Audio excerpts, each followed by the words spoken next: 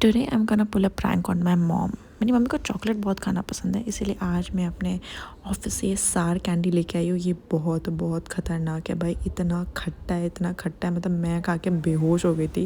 तो ये मैं अपनी मम्मी को खिलाने वाली हूँ और उनको मैं बोलूँगी कि ये बहुत महंगा है, 5 টাকা ভাই। तो मेरी मम्मी को ये खाना ही पड़ेगा। বাবা নুন না টক ওটা খাও খাও খাও ভালো। আমি বললাম দেখো বাবা আরে ওটা দাও। যাচ্ছে না, খা যাচ্ছে আরে না। তুমি একটু 5 মিনিট খাও, কিছু হবে না। सिंगम टाइप का था না না না না না पहले बहुत सावर लगता है फिर হ্যাঁ আরে মিষ্টি হয়ে যাবে, একটু খেতে হবে তোমাকে।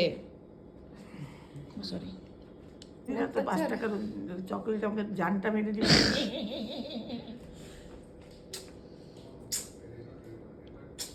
এটা খুব ভালো, এটা হচ্ছে এটা বালি বললে বাবা। মিষ্টি পেয়েছো?